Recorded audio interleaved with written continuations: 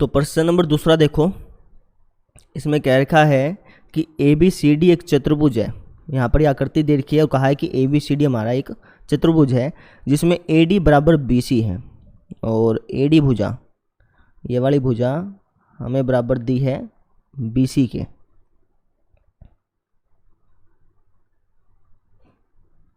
ठीक है, और एंगल डी ए बी बराबर है एंगल सी बी ए के। डी ए बी मतलब ये वाला कोण सी बी ए के बराबर है, सी बी ए, इस कोण के एक भुजा बराबर मिल गई और एक एक कोण बराबर दे रखा है। सिद्ध करना है कि त्रिभुज ए बी डी सर्वांगसम है त्रिभुज बी ए सी के। ए बी डी मतलब ये वाली त्रिभुज हमें सर्वांगसम सिद्ध करनी है बी ए सी के। बी ए सी इस त्रिभुज के, कलर कर देता हूँ एक बार इसको।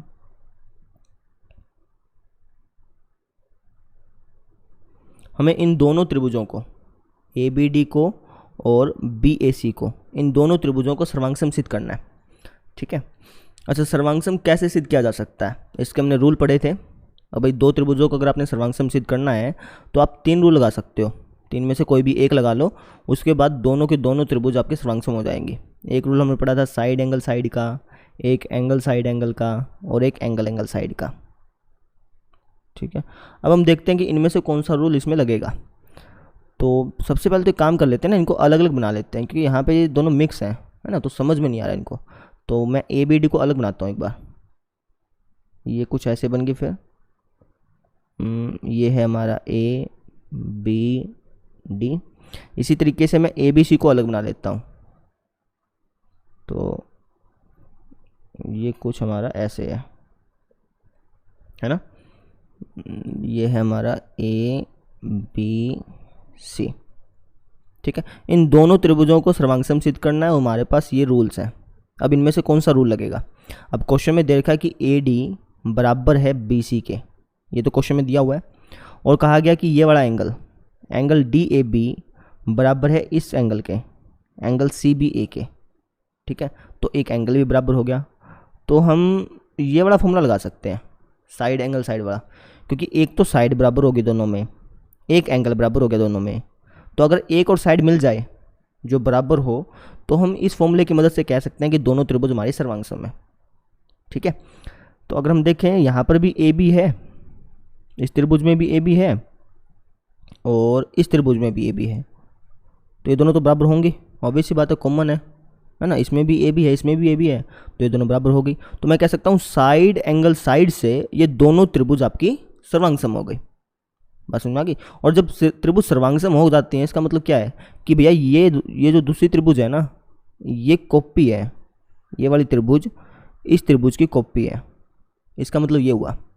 ठीक है, मतलब अगर मैं इसको उठा करके इस पर रखूँगा, इस त्रिभुज को उठा करके इस त्रिभुज पर रखूँगा, तो एक दूसरे को पूरा से ढक लेंगे। आप खुद देखो, इसको अगर मैंने उठा करके इसके ऊपर रखा, थोड़ा टेढ़ा करके रखा, तो ए बी भुजा को ढक लेगी, ए डी भुजा बी सी को ढक लेगी और बी डी भुजा ए सी को ढक लेगी। ठीक है ना, दो त्रिभुज सर्वांगसम हो जाने के बाद उसकी सारी भुजाएं बराबर हो जाती हैं। ठीक है, और ऐसे ही संगत जो कोण है वो भी बराबर हो जाते हैं, मतलब एंगल ए एंगल बी के बराबर हो गया, और ऐसे ही एंगल बी जो है, एंगल ए बी डी वाला जो एंगल बी है वो बराबर हो जाएगा इस कोण के, बी ए सी के। ठीक है, तो यही हमें सिद्ध करना था। सबसे पहले तो त्रिभुजों को सर्वांगसम सिद्ध करना था, वो तो हमने कर दिया साइड एंगल साइड से। उसके बाद मुझे सिद्ध करना था कि बी डी ए सी के बराबर होगा, वो भी होगा, ऑब्वियस सी बात है, बी डी और ए सी बराबर हो जाएंगे। रीज़न, क्योंकि दोनों त्रिभुज जब सर्वांगसम आ गए तो उनके संगत भुजाएं और संगत कोण बराबर हो जाती हैं। ऐसे हम इसमें लिखेंगे। अब लिखना कैसे वो देखिए। तो सबसे पहले हमने क्या किया, इन दोनों त्रिभुजों को लिया ना, तो हम लिख देंगे यहाँ पे त्रिभुज, इसका नाम क्या है, A B D, A B D दिया हुआ है ना, यही ले लो आप, त्रिभुज ए बी डी व त्रिभुज बी ए सी में इन दोनों त्रिभुजों को हमने लिया था। हमने देखा कि दोनों में ए बी तो बराबर है, तो हम लिख दिया ए बी बराबर है ए बी के। कारण आप लिखेंगे उभयनिष्ठ। उभयनिष्ठ का मतलब दोनों में ही कॉमन है, और जो कॉमन भुजा है तो ऑब्वियस बात है बराबर होगी। ठीक है, अच्छा ये वाला कोण इस कोण के बराबर है, इस कोण का नाम क्या दे रखा है, इस कोण का नाम देखा D A B, D A B ये दे रखा ना। चाहो तो इसको और भी लिख दो, बी ए डी लिख दो चाहे, कोई दिक्कत नहीं है, लेकिन क्वेश्चन में दे रखा है तो क्वेश्चन जैसा ही लिख दो। तो एंगल डी ए बी बराबर है इस कोण के सी बी ए के, कोण सी बी ए के, ये भी हमें प्रश्न में दिया हुआ है, ठीक है। अच्छा ए डी बराबर दे रखा है बी सी के, ये भी हम लिख देते हैं, ए डी बराबर दे रखा है बी सी के, ये भी प्रश्न में हमें मिला है। तो मैं कह सकता हूँ साइड एंगल साइड से ये दोनों त्रिभुज हमारी सर्वांग सम हो गई। साइड एंगल साइड सर्वांग समता नियम से, सर्वांग समता नियम से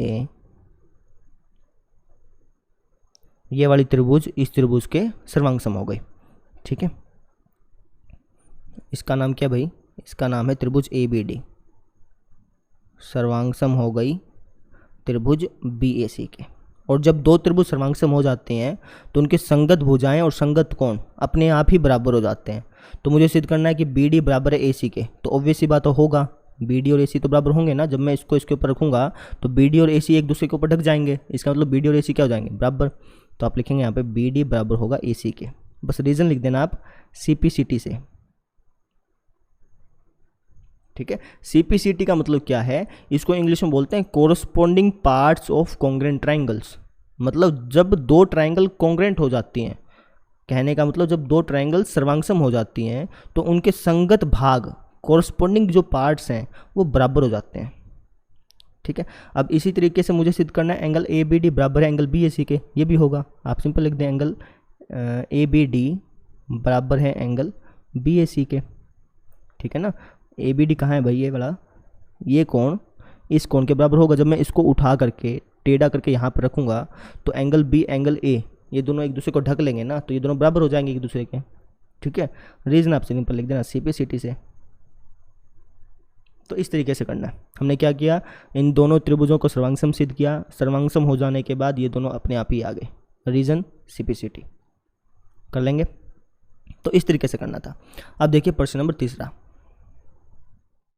ये भी आसान प्रश्न है। बोला हुआ है कि एक रेखाखंड ए बी पर ए डी और बी सी दो बराबर लंब रेखाखंड है। ये रेखा है ए बी, इस पर दो लंब बन रहे हैं, एक तो है ए डी और एक है बी सी, और ये दोनों बराबर हैं। मतलब ए डी आपको बराबर दिया बी सी के, है ना। लंब है तो यहाँ भी 90 डिग्री का कोण बनेगा और इस तरफ भी बनता है 90 डिग्री का कोण, तो ये भी 90 का है और ये भी 90 का है, ठीक है। हमें दर्शाना है कि सी डी रेखाखंड ए बी को समद्विभाजित करता है। मतलब इस सी डी ने ए बी को दो बराबर भागों में बांट दिया, ऐसा हमें दर्शाना है, समझ रहे हो। मतलब मुझे दिखाना है कि ए बी जो है ना वो हाफ हो गया, इस जो पॉइंट ओ देख रहे हो इसने इसको ऐसा हाफ कर दिया, ये मैं दर्शाना। तो कहने का मतलब ये हो गया कि मुझे सिद्ध करना है ओ बी ये सिर्फ इतना पार्ट, ये वाला पार्ट इस पार्ट के बराबर है, ऐसा मुझे सिद्ध करना है। बात समझ में आ रही। समद्विभाजित का मतलब क्या है कि उसको हाफ हाफ बांट दिया। तो कहने का मतलब ये हो गया कि ओ बी को ओ ए के बराबर सिद्ध करना है, दिया नहीं हुआ, सिद्ध करना है। तो कैसे कर सकते हैं, सोचिए शाबाश। मैं इसको किस प्रकार से कर सकता हूँ,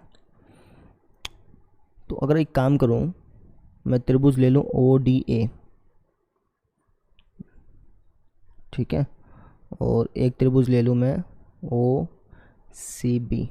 अगर मैं इन दोनों त्रिभुजों को सर्वांगसम सिद्ध कर दूं, इन दोनों को सर्वांगसम सिद्ध कर दूं, तो ऑब्वियस सी बात है इनकी संगत भुजाएं बराबर हो जाएंगी। जैसे हमने पिछले प्रश्न में देखा, दो त्रिभुज जब सर्वांगसम हो जाती हैं तो उनकी संगत भुजाएं, ये वाली भुजा और ये वाली भुजा, ये ऑटोमेटिक ही बराबर हो जाती है। बस समझ में आ गई। तो मेरा काम मेनली रह गया इन दोनों त्रिभुजों को सर्वांगसम सिद्ध करना। सर्वांगसम हो जाने के बाद अपने आप ही ये दोनों बराबर हो जाएंगे, ठीक है। अब सर्वांगसम कैसे सिद्ध करोगे भाई, तो अगर आप देखो ए डी बराबर मिला है हमें बी सी के, ये वाला कोण भी 90 डिग्री का बन रहा है और ये कोण भी 90 डिग्री का बन रहा है, ठीक है। तो साइड और एंगल तो बराबर हो गया।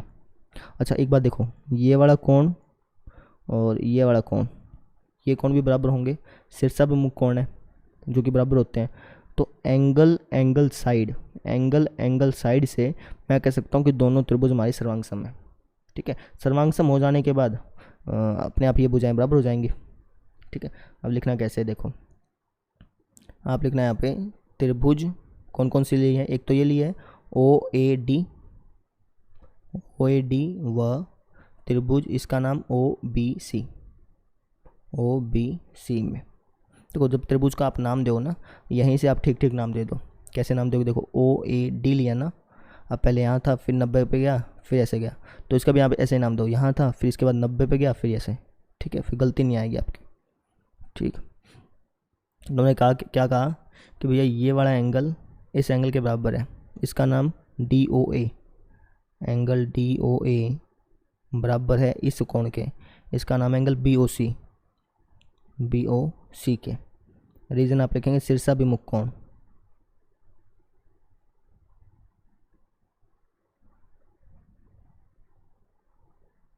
ठीक है, अच्छा ये वाला कोण और ये वाला कोण भी बराबर है। ठीक, इसका नाम क्या होगा DAO या फिर OAD, कैसे कह लो, बीच में ए रख लो बस। ठीक है, DAO बराबर होगा इस एंगल का नाम OBC। रीज़न आप कहोगे दोनों 90 डिग्री, भाई दोनों के दोनों 90 डिग्री के हैं, या फिर आप लिख दो दिया है तब भी कोई दिक्कत नहीं।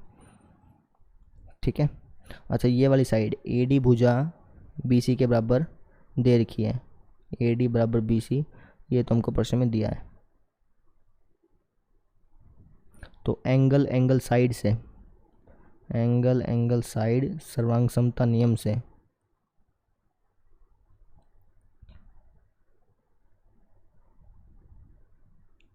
मैं कह सकता हूँ कि त्रिभुज OAD सर्वांग सम हो जाएगी त्रिभुज OBC के। ये दोनों त्रिभुज हमारी सर्वांग सम हो गई, और जब त्रिभुज सर्वांग सम हो जाती हैं तो उनकी संगत भुजाएं बराबर हो जाती हैं। कहने का मतलब OB बराबर हो जाएगा OA का। आप यहाँ से चेक कर लो, OB पहले दो, OA पहले दो, बराबर होंगे, है ना। लिखो कैसे, देखो यहाँ पर आप लिखना OA बराबर हो गया OB के। ठीक है, और यही मुझे सिद्ध करना था भाई, OA जब OB के बराबर हो गया तो इसका मतलब क्या है कि CD ने इस रेखा को समद्विभाजित कर दिया, है ना, आधा आधा बांट दिया। तो आप कह सकते हो अतः CD रेखाखंड AB को समद्विभाजित करता है।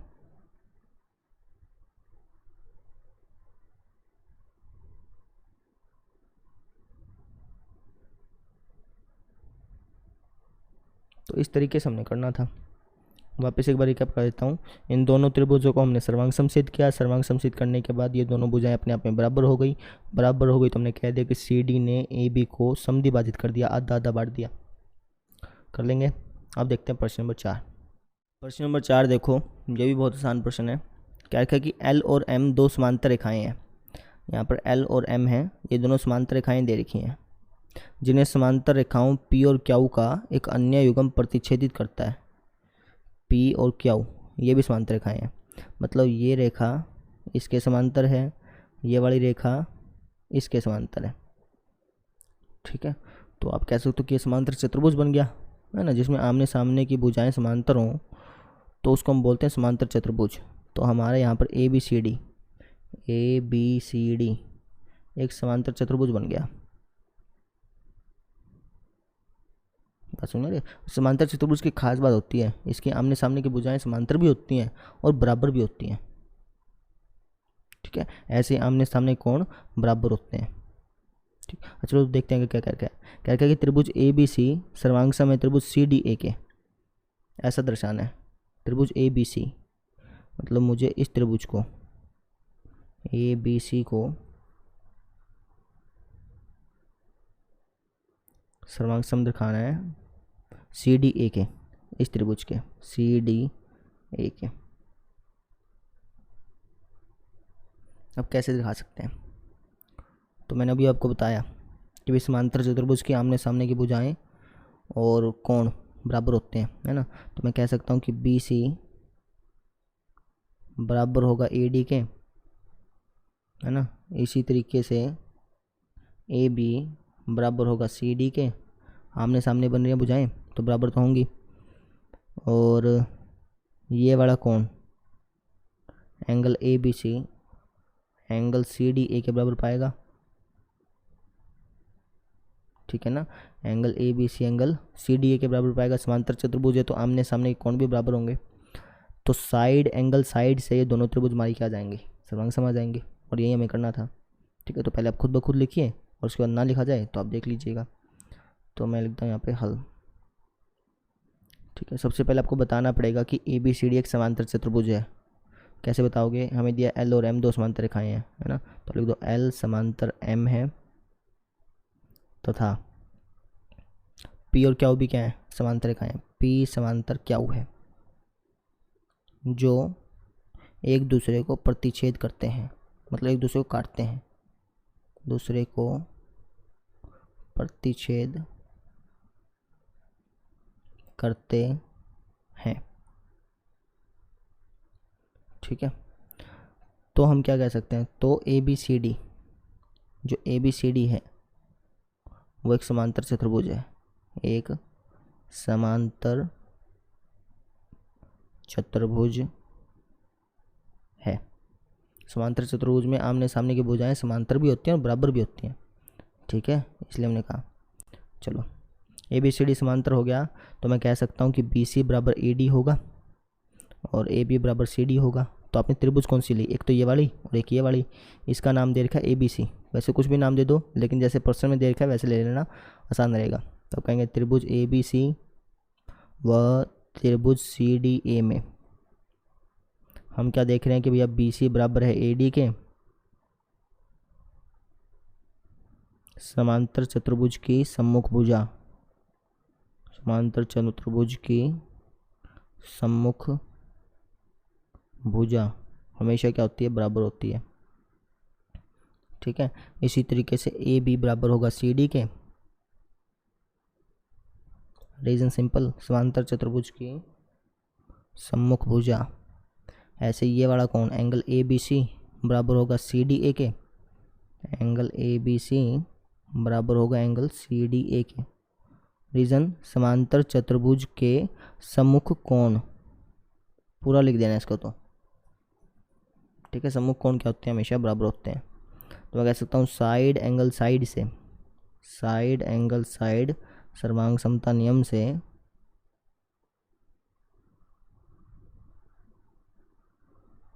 कहा जा सकता है कि त्रिभुज ए बी सी सर्वांग सम है त्रिभुज सी डी ए के। और यही हमें करना था, कर लेंगे, आसान था ये तो। अब देखिए आप प्रश्न नंबर 5, प्रश्न नंबर 5 में क्या करा चुका हूँ पिछली वीडियो में, ठीक है ना।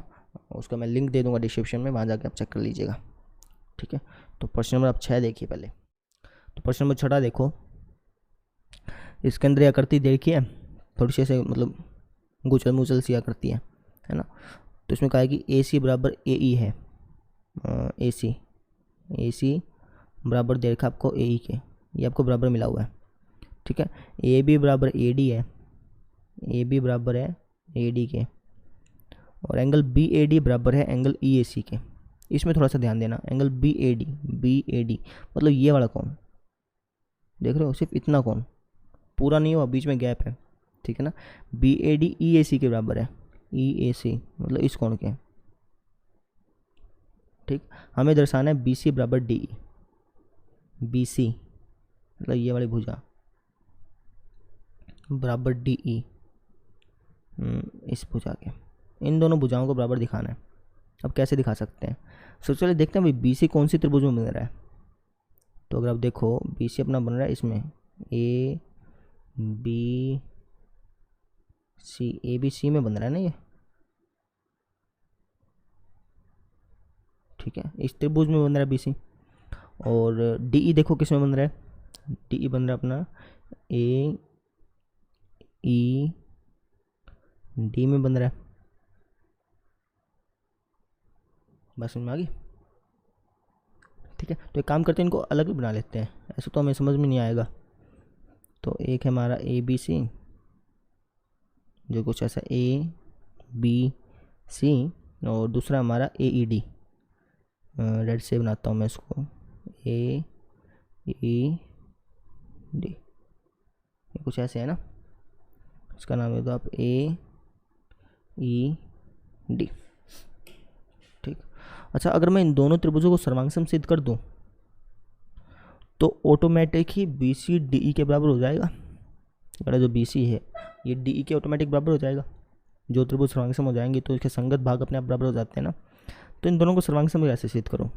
जैसे मुझे दे रखा है कि ए बी बराबर है ए डी के, एक भुजा तो चलो बराबर हुई, और हमें कहा है कि ए सी ए ई के बराबर है, ए सी बराबर है ए ई के, दूसरी भुजा भी बराबर हुई, और हमें क्या रखा था एंगल बी ए डी। अब यहाँ पर ध्यान देना, ये वाला कौन बी ए डी अगर आप देखोगे तो सिर्फ ये कौन है, ठीक है। तो आप इसको पूरा नहीं कर सकते, ये आधा है अभी भी, क्योंकि ये बी ए सी है ना, बी ए सी तो ये हुआ पूरा का पूरा, ठीक है। हमें तो सिर्फ ये मिला है, हाफ सा मिला है, तो आप इसको पूरा कैसे लिख सकते हो? लिख ही नहीं सकते। ये समस्या है यहाँ पर कि बीच में गैप छोड़ दिया इन्होंने जानबूझ के। आसान है, अभी भी ऐसा कोई दिक्कत नहीं है। तो ये आधा कोण जो है ना, इस आधे कोण के बराबर देखे हैं, बस समझ में आ रही है। इसमें थोड़ी थोड़ी कमी है, इसमें भी थोड़ी कमी है और इसमें भी थोड़ी कमी है। तो अगर मैं यहाँ पे साइड एंगल साइड रूल लगाऊंगा, साइड एंगल साइड, तो दोनों त्रिभुज हमारे सर्वांग सम हो जाएंगे। बस दिक्कत क्या है कि आधा एंगल है, इसको हमें पूरा करना पड़ेगा। और पूरा कैसे करेंगे वो देखिए। जो बीच में गैप है ना, बीच में ये वाला गैप है, ये वाला एंगल का, इस एंगल का नाम क्या है पहले ये बताओ? इसका नाम है डी ए सी। ये वाला गैप जो है ना, दोनों में ऐड कर दो, इसमें भी और इसमें भी, ऐसा कर सकते हो। अब देखो लिखना कैसे मैं बता देता हूँ। और उसके बाद ये ना, ये दोनों बराबर हो जाएंगे आपके। आप लिखिएगा हल। हमें बराबर दे रखा है कि angle B A C, B A D, यहाँ पे कहीं ना कहीं डी होता, ठीक है ना। आप देखो यहाँ पे ये वाला कौन इसके बराबर है, एंगल बी ए डी बराबर दे रखा है एंगल ई ए सी के। ये हमको दिया हुआ है, मुझे इसको पूरा बनाना है ना, तो मैं आधा आधा दोनों में ऐड कर दूंगा, इसमें भी ऐड कर दूंगा और इसमें भी ऐड कर दूंगा, ठीक है। दोनों तरफ आप सेम चीज़ ऐड कर सकते हो, कोई दिक्कत नहीं आती। अच्छा, अब ऐड करना क्या है भाई? ऐड करना है ये वाला एंगल, ये जो बीच में गैप छुटका था, इसकी तो दिक्कत थी सारी की सारी। इस एंगल को ऐड करना है। इसका नाम क्या है? डी ए सी कह लो या फिर सी ए डी, कुछ भी कह लो, अपनी मर्जी है। आप डी ए सी बोल देते हैं। Angle D A C add कर दो दोनों साइड, इसमें भी और इसमें भी। और लिखने की जरूरत नहीं है, लिखना चाहो तो लिख दो, कोई दिक्कत नहीं है। अच्छा, एंगल बी ए डी और एंगल डी ए सी, ये कोण और ये कोण, जो मैंने इन दोनों को जोड़ दिया, इन दोनों कोणों को जोड़ दिया, तो मेरा कौन सा कोण बन गया भाई? ये बन गया बी ए सी। अब समझ में आ रहा है? ये पूरा एंगल बन गया, ठीक है ना। एंगल बी ए सी बन गया पूरा, बी ए सी, ठीक है। अब इसी तरीके से एंगल ई ए सी में डी ए सी जोड़ना है, मतलब इस कोण में ये आधा एंगल जोड़ना है बचा हुआ, तो इसमें जोड़ूंगा तो पूरा एंगल नहीं बन जाएगा। इसका नाम क्या होगा? इसको मैं अगर दूसरे कलर से करूँ तो इस एंगल का नाम क्या भाई, बताना मुझे। इस एंगल का ई ए डी, बस समझ में आ गई?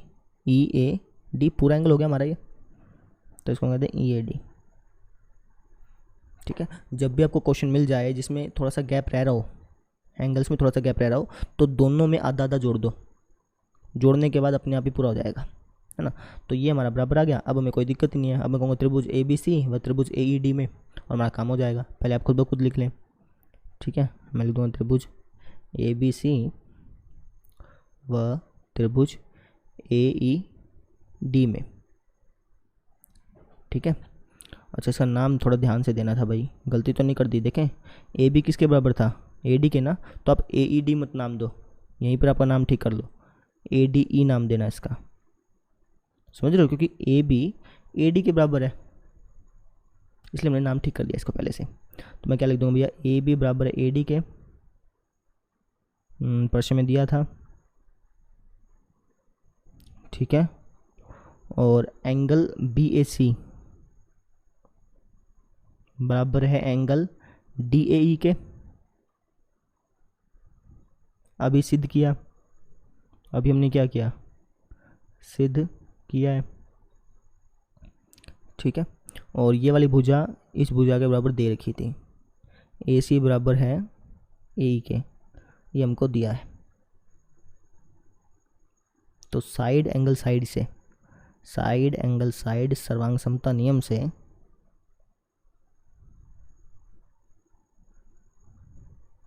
मैं कह सकता हूँ कि दोनों त्रिभुज हमारी सर्वांग सम है, मतलब त्रिभुज ए बी सी सर्वांग सम है त्रिभुज ए डी ई के। और जब दो त्रिभुज सर्वांग सम आ जाती हैं तो उनके संगत भुजाएं और संगत कोण अपने आप ही बराबर हो जाते हैं। हमें जैसे यहाँ पे करना है बी सी और डी ई को बराबर, तो हो जाएगा, कोई दिक्कत नहीं है। बी सी बराबर डी ई करना है ना, बी सी बराबर डी ई हो गया, रीजन लिख देना बस, सी पी सी टी से कर लेंगे। देखो वापस समझा देता हूँ, सारी चीज़ अपनी ठीक थी, कोई दिक्कत नहीं थी, साइड एंगल साइड रूल लग जाता, बस यहाँ पे हाफ की कमी थी, या हाफ इसके हाफ के बराबर दे रखा था, तो आधा हमने दोनों में जोड़ दिया। क्या जोड़ा? ये वाला एंगल जो बीच में गैप था ना जिसकी कमी थी, ये वाला एंगल दोनों में जोड़ दिया। जोड़ने के बाद हमारा काम हो गया, बस साइड एंगल साइड रूल लगाया, अपना काम हो गया, बस समझ रहे हैं। इससे अगला क्वेश्चन भी बिल्कुल ऐसा ही है, उसमें भी थोड़ा सा गैप है बीच में, उसको आप खुद ब खुद ट्राई करें पहले और उसके बाद ही देखें। जितने क्वेश्चन आप खुद ट्राई करेंगे उतना ज़्यादा समझ में आएगा। क्वेश्चन बिल्कुल सेम है, बिल्कुल सेम, पहले आप खुद ब खुद पढ़िए और ट्राई कीजिए, ठीक है। देखो क्या बोल रहे हैं, ए भी एक रेखाखंड है, ठीक है भाई, ये भी एक रेखाखंड दे रखी है, पी इसका मध्य बिंदु है, पी इसका मध्य बिंदु दे दिया, इसका मतलब ए पी और पी भी बराबर होगा। मध्य बिंदु का मतलब ये होता है ना कि इसको आधा आधा बांट दिया। डी और ई रेखाखंड ए बी के एक ही ओर स्थित दो बिंदु इस प्रकार हैं कि एंगल बी ए डी बराबर है एंगल ए बी ई के। बी ए डी मतलब ये कोण और ये कोण बराबर दे रखे हैं, समझ रहे हो। ये साइड इस साइड के बराबर है, ये कोण इस कोण के बराबर है, और एंगल ई पी ए बराबर है डी पी बी के। ई पी ए मतलब ये वाला कोण, ये कोण इस कोण के बराबर दे रखा है आपको, बस समझ में आ गई। हमें दर्शाना है कि त्रिभुज डी ए पी सर्वांग सम होगा ई बी पी के। डी ए पी कौन सा भाई? D A P, D A P मतलब ये वाला त्रिभुज, ये वाला त्रिभुज मुझे सर्वांग सम दिखाना है भाई ई बी पी के। तो ई बी पी कौन सा होगा? ये वाला ई बी पी, ठीक है।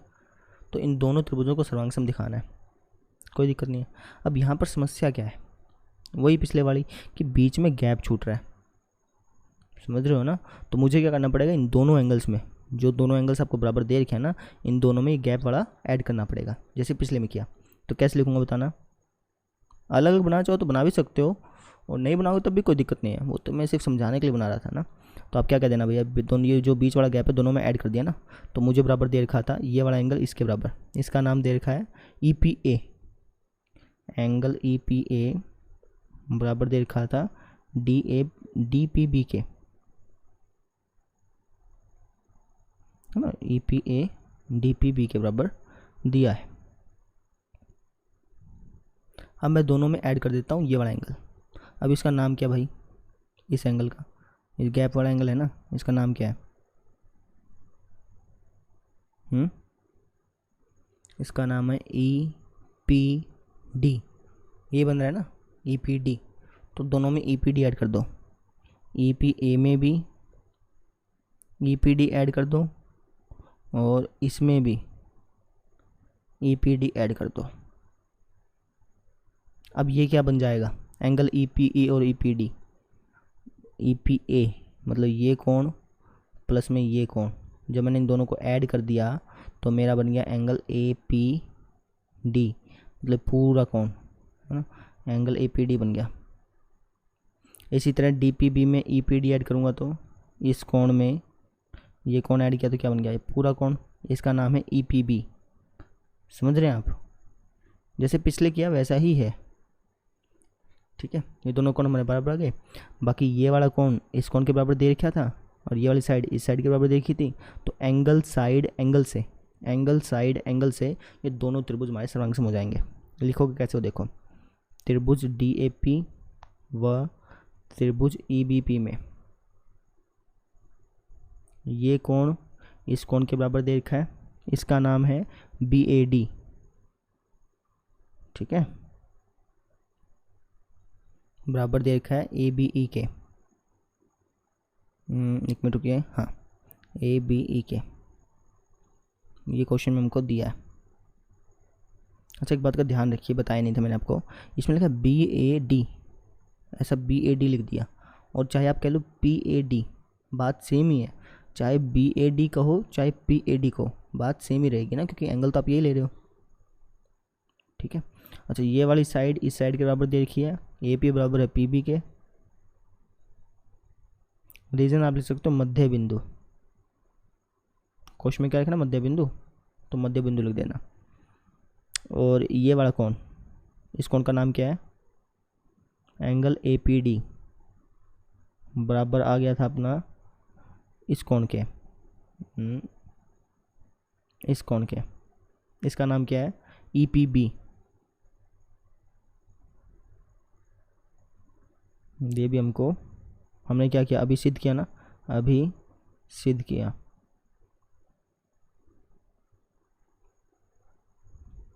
तो मैं कह सकता हूँ एंगल साइड एंगल से, एंगल साइड एंगल से सर्वांग समता नियम से ये दोनों त्रिभुज हमारे सर्वांग सम है। त्रिभुज DAP सर्वांग सम है त्रिभुज EBP के। और जब दो त्रिभुज सर्वांग सम होती हैं तो उनके संगत भुजाएं बराबर हो जाती हैं। मतलब DA बराबर हो जाएगी EB के, DA बराबर हो जाएगी EB के। DA कह लो AD कह लो, बात सेम है भाई। BE कह लो EB कह लो, बात सेम है। तो अपन DA बोल दो चाहे AD बोल दो, AD बोल दो चाहे AD, बराबर हो जाएगी BE के बाय CPCT। कर लेंगे। क्वेश्चन में कुछ भी नहीं था, जैसे पीछे था वैसे ही हमने किया। बीच में गैप था, गैप को दोनों एंगल्स में जोड़ दिया, पूरा एंगल बन गया हमारा। पूरा एंगल की दिक्कत थी ना, पूरा एंगल बन गया, और फिर जैसे हमने पहले किया था वैसा कर दिया इसको। ठीक है, अब अगला क्वेश्चन देखिए। ये भी बहुत आसान है, ठीक है ना, वैसे देखने में लंबा लग रहा है लेकिन बहुत आसान क्वेश्चन है। तो उसमें बोला कि त्रिभुज AMC को सर्वांग सम सिद्ध करो त्रिभुज BMD के। AMC मतलब इस त्रिभुज को मुझे सर्वांग सम सिद्ध करना है BMD के, मतलब इस त्रिभुज के।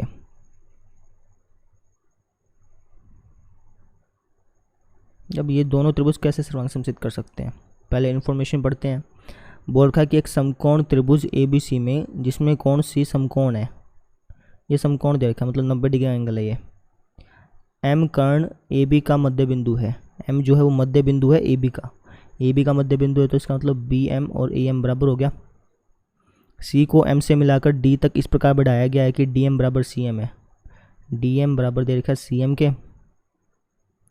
और बिंदु D को बिंदु B से मिला दिया गया, दर्शाना है त्रिभुज AMC सर्वांग सम है BMD के। अब हो गया, देखो साइड और ये वाला एंगल इस एंगल के बराबर पाएगा शीर्षाभिमुख कोणों से, तो साइड एंगल साइड से ये दोनों त्रिभुज हमारी क्या हो जाएंगे, सर्वांग सम हो जाएंगे, है ना। तो ये पार्ट तो अपन कर लेंगे, इसके बाद वाले पार्ट ये सोल्व करने के बाद ही होंगे। ठीक है, तो पहले इसको लिख लेते हैं, फिर बाद में इसको करेंगे।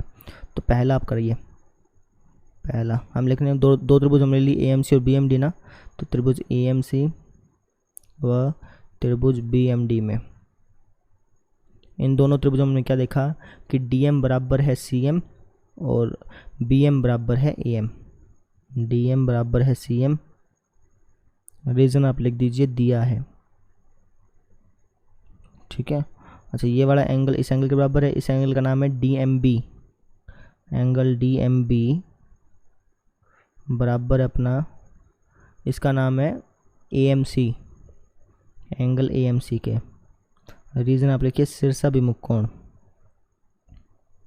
बस आपने अब लिखना है, ठीक है ना। आप पहले खुद लिखेंगे फिर ज़्यादा समझ में आ जाएगा, वीडियो को स्किप कर लीजिएगा। ठीक है, MB बराबर है MA के, MB बराबर है भैया MA के। रीजन आप लिखेंगे मध्य बिंदु, प्रश्न में क्या लिखा है कि ये मध्य बिंदु है। तो साइड एंगल साइड से, साइड एंगल साइड से मैं कह सकता हूँ त्रिभुज AMC सर्वांग सम है त्रिभुज BMD के। ठीक है, ये हमने सर्वांग सम सिद्ध कर दिया। अब इसका यूज़ होगा दूसरे को सोल्व करने में, ये एक दूसरे से रिलेटेड है भाई, पहला करोगे तो दूसरा में यूज़ होगा, दूसरा तीसरे में, तीसरा चौथे में, इस तरीके से। ठीक है, तो अब मैं यहाँ पे दूसरा सोल्व करता हूँ। अब दूसरे के लिए मैं सबसे पहले जो हमारा रिजल्ट आया ना इसको लिख देता हूँ। हमें मिल चुका है त्रिभुज AMC सर्वांगसम त्रिभुज BMD के, ये हमें मिल चुका है ना, तो इसका भी यूज़ करेंगे अपना। अभी सिद्ध किया, अब देखो यूज़ कैसे करना है। दूसरे पार्ट में मुझे सिद्ध करना है कि त्रिभुज DBC एक समकोण है, मतलब मुझे इस एंगल को 90 डिग्री का बताना है। अब कैसे बता सकता हूँ?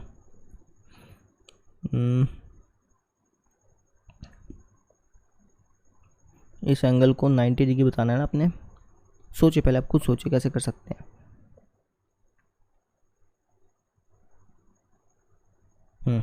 देखो तरीका है, लेकिन थोड़ा सा है ना, थोड़ा सा समझना है इस चीज़ को। हमने ये दोनों त्रिभुज, ग्रीन वाली और ब्लैक वाली, इन दोनों को सर्वांगसम सिद्ध कर दिया था। जब दो त्रिभुज सर्वांगसम हो जाते हैं तो उनके संगत कोण बराबर हो जाते हैं। कहने का मतलब ये वाला कोण इस कोण के बराबर हो जाता, समझ रहे हो? ये कोण और ये कोण बराबर हो गया अपना बाय सिपिसिटी, ठीक है। और ये दोनों कोण हमारे हैं एकांतर कोण, और जब एकांतर कोण बराबर होते हैं तो रेखाएं समांतर होती हैं। ये बात पता आपको? भाई दोनों के दोनों अपने बराबर हो गए थे और दोनों के दोनों एकांतर कोण है। ये तिर्यक रेखा है, ये इस तरफ बन रहा है, ये इस तरफ बन रहा है, तो एकांतर कोण हो गया ना। इसको आप थोड़ा टेढ़ा घुमा के देखो, ये और ये रेखा हमारी क्या हो जाएंगी, फिर समांतर हो जाएंगी। जब एकांतर कोण बराबर हो जाते हैं तो रेखाएं क्या होती है अपनी, समांतर। इसका मतलब मैं कह सकता हूँ कि DB रेखा AC के समांतर हो गई। बात समझ में आ गई? और समांतर रेखा होगी और BC एक होगी तिर्यक रेखा का काम करने लग गई। देखो यहाँ से ये दोनों समांतर रेखा होगी और BC एक तिर्यक रेखा का काम कर रही है। तिर्यक रेखा के एक तरफ बनने वाले कोणों का जोड़ होता है 180 डिग्री, यानी ये कोण प्लस ये कोण 180 होता है। तो यहाँ से मैं कह सकता हूँ ये वाला एंगल और ये वाला एंगल 180 का होगा, उसमें से अपन 90 माइनस कर देंगे, 90 बच जाएगा। थोड़ा सा लंबा था, लेकिन अगर ध्यान से समझोगे तो समझ में आ जाएगा। वापस समझ लो एक बार। देखो हमने क्या किया, मुझे इस कोण को 90 डिग्री दिखाना था ना, तो मैंने कहा कि मैं पिछले वाले का यूज़ करूँगा, इस वाले का। दोनों त्रिभुजों को आपस सर्वांगसम सिद्ध कर चुके हैं, तो इसका मतलब ये वाला कोण इस कोण के बराबर होगा सिपिसिटी से, और ये दोनों कोण हमारे हैं एकांतर कोण, और जब एकांतर कोण बराबर होते हैं तो रेखाएं होती हैं समांतर, ठीक है। और तिर्यक रेखा के एक तरफ बनने वाले कोणों का जोड़, इसका और इसका, इन दोनों का जोड़ होगा 180 डिग्री, तो यहाँ से हमारा ये 90 आ जाएगा, है ना। तिर्यक रेखा कब काम करती है, जब समांतर रेखा हो, ठीक है ना। इसलिए हमने पहले इसको समांतर रेखा सिद्ध करना पड़ा। कभी आप डायरेक्टली कर दो भाई, ऐसे तो हम सीधा कर सकते थे ना, पहले आपको समांतर रेखा सिद्ध करना पड़ेगा ना, फिर जाके तिर्यक रेखा के एक तरफ बनने वाले कोणों का जोड़ 180 होगा। बस में आ गई क्या? अब इसको लिखना कैसे वो देखो, स्टेप बाय स्टेप चलते जाओ, हमने क्या किया है ना, उसके बाद अपने आप आ जाएगा। इसको थोड़ा सा ऊपर कर देता हूँ।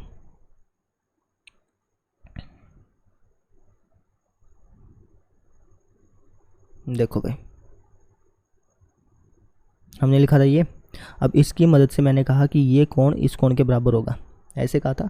इस कोण का नाम भाई BDM, ठीक है, और इस कोण का नाम ACM। तो पहले कह देंगे एंगल ACM बराबर होगा एंगल BDM के, रीजन रहेगा सिपिसिटी से, ठीक है। और ये दोनों कोण हमारे क्या है, एकांतर कोण। ये एकांतर कोण है जो कि बराबर है, जो बराबर हैं। तो मैं क्या कह सकता हूँ कि भैया DB समांतर हो जाएगी AC के। जब एकांतर कोण बराबर तो रेखाएं समांतर हो जाती हैं, तो इसका मतलब ये कोण और प्लस ये कोण, इन दोनों कोणों का जोड़ होगा 180, एंगल DBC। तो एंगल DBC प्लस इस एंगल का नाम ACB, एंगल ACB बराबर होगा 180 के। रीजन आप लिख सकते हो तिर्यक रेखा के एक तरफ बनने वाले कोण, तिर्यक रेखा के एक तरफ बनने वाले कोण, तरफ बनने वाले कोण, इनका जोड़ हमेशा 180 होता भाई, ठीक है ना। अब ACB तो 90 दे रखा है मेरे को, यहाँ से मैं एंगल DBC निकाल लूँगा, जो कि मेरा कितना आएगा, 90 आएगा। तो एंगल DBC मेरा आ गया 90 डिग्री, वहाँ जाके माइनस हो गया ये। कर लेंगे, ठीक है। अब पहले 2 पार्ट तो हमने कर लिए भाई, ठीक है। तीसरा पार्ट देखो, हमें करना है त्रिभुज DBC को ACB के सर्वांग, ये अपने आप ही हो गया होगा। अब देखो कैसे, त्रिभुज DBC कौन सा भाई, इसको एक बार मैं इरेज कर दूँ फिर बताता हूँ आपको। DBC, इस त्रिभुज को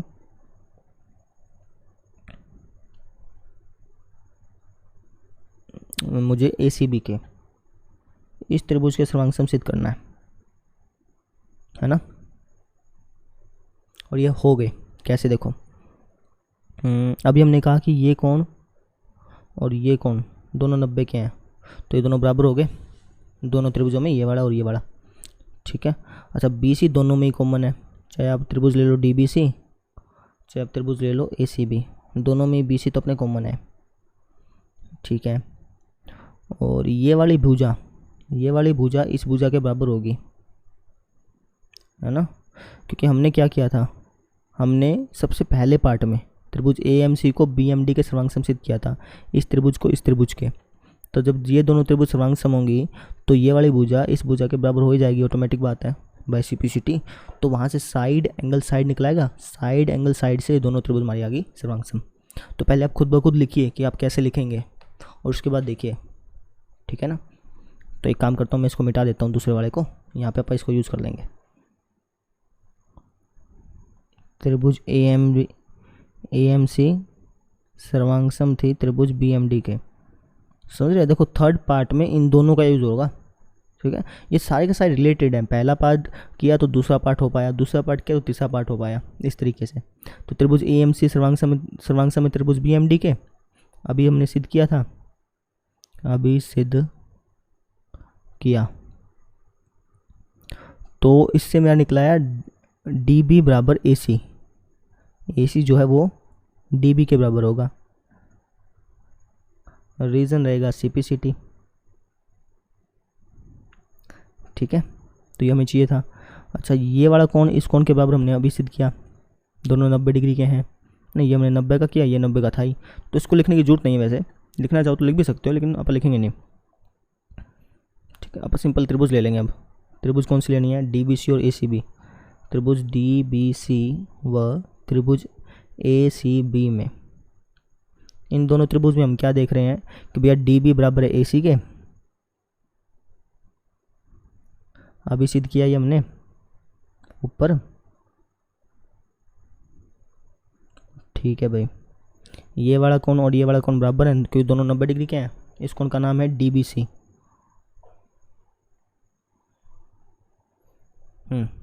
कोण DBC बराबर है कोण ACB के, दोनों 90 डिग्री, ठीक है। और BC तो दोनों में कॉमन आएगी, BC बराबर BC, और रीजन आप लिखेंगे उभयनिष्ठ, भाई दोनों में हमारा ये कॉमन है, ठीक है। तो साइड एंगल साइड से मैं कह सकता हूँ कि त्रिभुज DBC सर्वांगसम है त्रिभुज ACB के, बस समझ में आ गया आपको ये चीज़। तो थर्ड भी अपना हो गया। अब हमारा करते हैं फोर्थ में हम क्या रखें कि CM सिद्ध करो कि आधा होगा AB के। CM कहाँ है भाई अपना, ये वाला हमें सिद्ध करना है कि CM आधा है AB के, ये बहुत आसान है। तो देखो कैसे करेंगे, पहले इसको मिटा दूँ, तो आसान पार्ट है ये भी। इसमें बोल रहा है कि CM सिद्ध करो बराबर होगा आधा AB का, जो CM है वो आधा होगा AB का, इस AB का आधा होगा, ये सिद्ध करना है ना। तो अब देखो CM जो है ना, CM इस पूरे DC का तो आधा होगा, ये बात तो हमें पता है। CM इस DC का तो आधा होगा, है ना। DC लाइन को अगर मैं आधा कर दूँ तो CM तो आएगा, दे रखा था ना DM और CM बराबर दे रखे थे, तो इसके वजह से मैं कह सकता हूँ यहाँ पे, है ना। अब मुझे इस DC को AB बनाना है, तो वो कैसे बनाऊंगा, उसके लिए मैं इस्तेमाल करूँगा इस थर्ड का। मैंने को पहले भी कहा था कि एक दूसरे से रिलेटेड है, पहला कर लिया तो दूसरे में उसका इस्तेमाल होगा, दूसरा कर लिया तो तीसरे में उसका इस्तेमाल होगा, तीसरा कर लिया तो चौथे में उसका इस्तेमाल होगा, इस तरीके से। तो आप लिखा फोर्थ पॉइंट, मैं कह सकता हूँ भाई त्रिभुज DBC सर्वांग सम हम सिद्ध कर चुके हैं त्रिभुज ACB के, इसका हम इस्तेमाल करेंगे ना, अभी सिद्ध किया, अभी सिद्ध किया, है ना। तो मैंने यहाँ पे क्या देखा कि जो CM है वो आधा हो जाएगा DC का, तो इसमें तो कोई दिक्कत नहीं है, CM DC का तो आधा हो जाएगा, कोई समस्या नहीं, ठीक है। अब मुझे सिर्फ DC को AB बनाना है, और मैं बनाऊंगा यहाँ से, यहाँ देखो DC जो है वो बराबर हो जाएगा AB के, CPCT से, समझ रहे हो। तो मैं इसको क्या लिख सकता हूँ, CM बराबर हाफ AB लिख दूंगा, भाई DC को मैंने AB चेंज कर दिया, DC बराबर AB के है, अभी हमने सिद्ध तो किया। तो इस तरीके से आपका निकला है, बात समझ रहे। मुझे है ना ये पता था कि CM DC का तो आधा है, मुझे DC को AB बनाना था, बस AB बनाने के लिए मैंने पिछले वाले का यूज़ कर लिया, मैंने लिख दिया बस आगे। तो इस तरीके से आपने कर लिया फोर्थ पार्ट में। तो ये प्रश्नावली होगी आपकी ख़त्म, ठीक है। एक बार वापस से ट्राई कर लीजिएगा इस प्रश्नावली को पूरी अच्छी तरह से, और कल हम करेंगे भाई अपनी इसकी प्रमेय बची हुई हैं, वो प्रमेय करनी है, तो प्रमेय करेंगे।